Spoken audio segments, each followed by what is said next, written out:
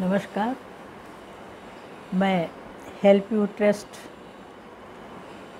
के श्री हर्ष अग्रवाल जी और रूपल अग्रवाल जी के प्रति आभार व्यक्त करना चाहती हूँ कि उन्होंने हिंदी को लेकर के हिंदी दिवस पर एक परिचर्चा का आयोजन किया।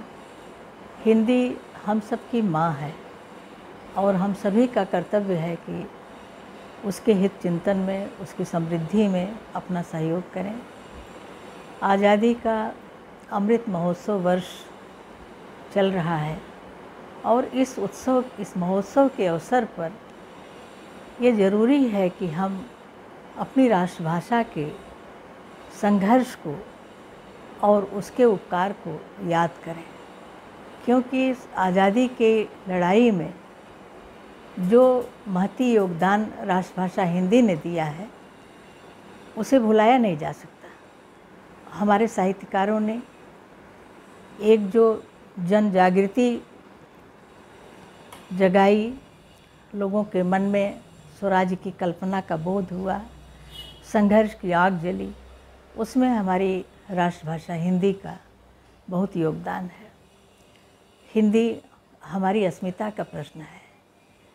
हिंदी में भारतीय संस्कृति का पूरा तत्व विराजमान है।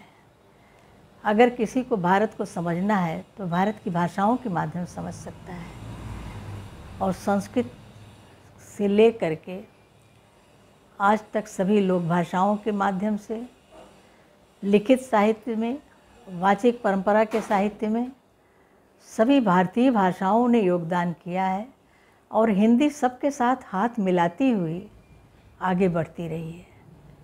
हिंदी में जो घुलनशीलता है, जो पचाने की शक्ति है, वो सराहनीय है। इसीलिए सभी भारतीय भाषाओं की शब्दावली, यही नहीं पूरे विश्व की सभी भाषाओं के शब्दों को हिंदी ने अपने में पचा लिया है। ऐसी समृद्ध भाषा हिंदी का पूरा विश्व स्वागत करता है। आज वैश्विक दृष्टि से सोचें तो जनसंख्या की दृष्टि से हिंदी पहले स्थान पर है और इसे विश्व भाषा के रूप में मान्यता देने के लिए हम आश्वस्त हो सकते हैं कि विश्व भाषा का रूप ले चुकी है। लेकिन हमें थोड़ा सचेत रहना है, सावधानी ये बरतनी है कि कहीं हम, कुछ लोग बिल्कुल शुद्ध हिंदी को लेकर के संघर्ष कर रहे हैं कि केवल उसमें संस्कृत निष्ठ शुद्ध हिंदी ही हो। कुछ लोग उसमें बहुत कुछ ले करके व्यावहारिक रूप देना चाहते हैं। दोनों ही स्थितियां अपनी जगह पर सही हैं, परिवर्तन समाज का नियम है। लेकिन अगर हम विश्व भाषा के रूप में हिंदी को चाहते हैं तो हमें सबको साथ लेकर चलना होगा और हिंदी की उस शक्ति को आगे बढ़ाना होगा जिसने सबको लेकर के अपनी शब्दावली में पचा लिया है। और हिंदी से भी पूरे विश्व ने, सभी विश्व की सभी भाषाओं ने हिंदी से लिया है। कुछ कारण ऐसे रहे जिसके कारण हमारी हिंदी को संघर्ष झेलना पड़ा कि हमारे भीतर एक हीन भावना आ गई अपनी राष्ट्रीय संस्कृति के प्रति, अपनी भाषा के प्रति, और हम विदेशों के एक जो नकली चश्मे से देखने लगे कि यही सही है। अंग्रेजी को ही माध्यम बना करके हमारी शिक्षा दी जाने लगी और यही सबसे बड़ा हानि का कारण हुआ। आज आवश्यकता है कि हिंदी माध्यम से हम ज्ञान विज्ञान की, कोई भी क्षेत्र ऐसा नहीं है जिसमें हिंदी समृद्ध न हो, लेकिन दुर्भाग्य से हिंदी माध्यम होने के कारण हिंदी में अनुवाद किया गया, हिंदी में सोच कर नहीं लिखा जा रहा था। जब माध्यम परिवर्तन के लिए मैं हिंदी संस्थान में थी तो वहाँ बहुत सारी पुस्तकें लिखवाई गईं कि हिंदी माध्यम हो, तो ज्ञान विज्ञान की, तमाम मानविकी के विषयों की। तो उसमें हुआ क्या कि अंग्रेजी की किताबों से हिंदी में अनुवाद कराया गया और वो अनुवाद और क्लिष्ट हो गया, जिसके कारण वो पुस्तकें उतनी सफल नहीं हो सकीं माध्यम परिवर्तन में। तो इसलिए ज़रूरी है कि हिंदी में सोच करके लिखा जाए। कंप्यूटर की बात है, कंप्यूटर में भी कुछ सावधानियों की ज़रूरत है। जैसे अभी तक ऑनलाइन जो भी फॉर्म भरे जाते हैं या जो भी होता है सब अंग्रेजी में ही होता है। तो ये भी ज़रूरी है कि हिंदी में भी ऑनलाइन फॉर्म भरने की सुविधा हो। हिंदी में गूगल पर जाइए तो अंग्रेजी की ही सारी सामग्री है, अगर हिंदी में लेना है तो हिंदी अंग्रेजी से अनुवाद आता है, जो बहुत ही भ्रामक है, हमारे बच्चों को भ्रमित कर रहे हैं। आजकल बच्चे पढ़ नहीं रहे हैं पुस्तकें, गूगल पर ज़्यादा भरोसा करते हैं। इसलिए गूगल में हिंदी की शुद्ध सामग्री जो भारतीयों ने लिखा है, भारतीय पद्धति से, भारतीय संस्कृति के जोड़ से लिखा है, उसको गूगल पर डालने की ज़रूरत है, जिससे भारत के बारे में कोई भ्रम न पैदा हो सके। विज्ञान के और कानून के, कंप्यूटर के, सभी विषयों की जितने भी तकनीकी विषय हैं, सबकी पुस्तकें हिंदी में आनी चाहिए अगर हम माध्यम परिवर्तन की बात कर रहे हैं। और जहाँ तक वर्तमान शिक्षा नीति का प्रश्न है, ये स्वागत योग्य है कि इसमें राष्ट्रभाषा हिंदी और संस्कृत और सभी भारतीय भाषाओं के विकास का ध्यान में रखा गया है। तो इसलिए हम आश्वस्त हो सकते हैं और भारत सरकार को सहयोग करना चाहिए। हमें पुस्तकें ऐसी लिखवाई जाएं जो हमारे यहाँ के वातावरण से, हमारी संस्कृति से जुड़ी हों, जिस भाषा में हमारा बच्चा परिचित है, जिसके वातावरण से परिचित है, उस तरह की पुस्तकें एनसीईआरटी को भी लिखवानी चाहिए। और जितनी पाठ्य पुस्तकें हैं उसमें भी इस गौरव बोध को बनाए रखने की ज़रूरत है। हिंदी समर्थ है और हिंदी की जड़ें इतनी मजबूत हैं कि कोई इसे उखाड़ नहीं सकता। हम पूरे विश्व में, मैंने जहाँ जहाँ भी विदेशों में भ्रमण किया, मैंने संकल्प लिया था कि मैं हिंदी में ही बोलूँगी और मेरा काम चल गया। सभी लोग जानते हैं, हिंदी समझते हैं। अगर थोड़ा सा उनके साथ उनकी भाषा का सहयोग लेकर के हम बात करते हैं तो अपने भारत में भी जो ऐसे क्षेत्र हैं जिनमें लोग अहिंदी भाषी क्षेत्र कहते हैं, हालांकि मैं इसको अहिंदी शब्द को गलत समझती हूँ। अहिंदी भाषी क्षेत्र कोई है ही नहीं भारत में, अन्य भारतीय भाषाओं का क्षेत्र हम कह सकते हैं। तो वहाँ भी जाने पर हिंदी में सब लोगों ने बात की और थोड़ा बहुत टूटी फूटी हिंदी में भी कोशिश की उन्होंने बात समझने की और बताने की। तो इस तरह की, जैसे कानून के भी है, कानून में जो निर्णय लिए जाते हैं कोर्ट में, अंग्रेजी में होते हैं। जो व्यक्ति है वो समझ नहीं पाता कि मेरे बारे में क्या निर्णय हुआ, ये सब भी हिंदी में आना चाहिए।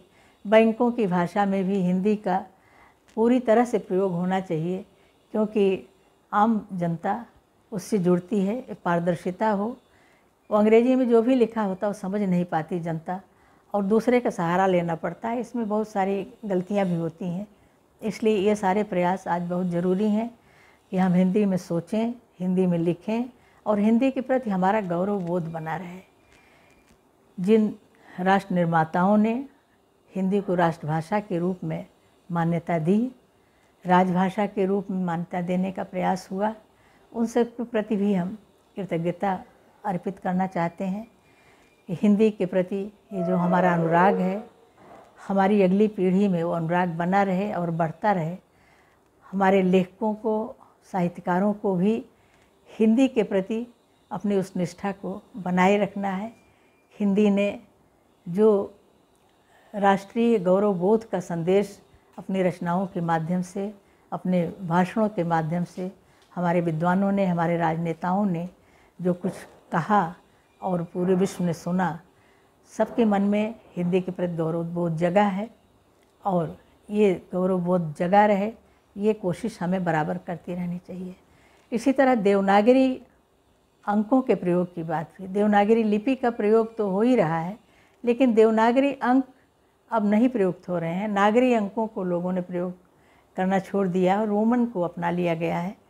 ये भी बदलना चाहिए। ठीक है, जहाँ पर अन्य कार्यालयी कार्यकाज हैं वहाँ रोमन को प्रयोग करिए, लेकिन साहित्य में, पुस्तकों में हमारे नागरी अंकों को आना चाहिए। नेपाल में आज भी नागरी अंकों का प्रयोग होता है, लेकिन हमारे यहाँ हम पुस्तकें लिखते हैं, प्रकाशक उसमें रोमन अंकों से पृष्ठ संख्या डाल देते हैं। वो कहते हैं यही चल रहा है। बहुत सारे परिवर्तन वर्तनी को लेकर हो रहे हैं, बहुत सारे प्रयास हो रहे हैं कि एक रूपता लाने के लिए मानकीकरण की भी बात हो रही है। ये सारे प्रयास निश्चित रूप से ज़रूरी हैं, लेकिन उसमें ये ध्यान रखने की ज़रूरत है कि हिंदी की जो अपनी शब्द संपदा है, जो अपना इसका बरतने का जो इसकी क्षमता है, उस पर आँच न आवे और हमारे बच्चे मूल शुद्ध वर्तनी का उच्चारण और प्रयोग भूल न जाए। इसलिए उस शुद्ध रूप का भी प्रयोग होते रहने की ज़रूरत है। हिंदी कड़वी दवा नहीं है, हिंदी माँ के दूध के समान, अमृत के समान है। ये बोध भी हमारे बच्चों को कराना होगा कि हिंदी में पढ़ोगे, हिंदी में लिखोगे तो सक्षम रहोगे, कमज़ोर नहीं बनोगे। जितनी प्रतियोगी परीक्षाएं हो रही हैं, इनको भी हिंदी माध्यम से होना चाहिए, क्योंकि गांव से जो बच्चा हिंदी माध्यम के स्कूल से पढ़कर आता है वो उसमें सफल उतना नहीं हो पाता जितना अंग्रेजी माध्यम के बच्चे, क्योंकि सारा अंग्रेजी माध्यम से सब कुछ होता है। इसलिए उस दास्ता से जो मैकाले की शिक्षा पद्धति से इतने दिन तक राष्ट्र बंधा रहा, जूझता रहा, उससे मुक्त होने की ज़रूरत है। आज़ादी का अमृत महोत्सव वर्ष में मैं सभी हिंदी प्रेमियों, हिंदी साहित्यकारों और विद्यार्थियों सबके प्रति अपनी शुभकामना अर्पित करती हूँ। आशीष देती हूँ बच्चों को कि वे अपनी राष्ट्रभाषा, अपनी राष्ट्रीय संस्कृति, अपने राष्ट्र के प्रति प्रेम और गौरव बोध बनाए रखें। यही हम लोगों का सपना है और यही आशा भी है, और उनके प्रति हम आश्वस्त भी होना चाहते हैं कि वे हमारे संदेश को, हमारे लिखे हुए को, हमारे सोचे हुए को आगे समाज तक पहुंचाएंगे।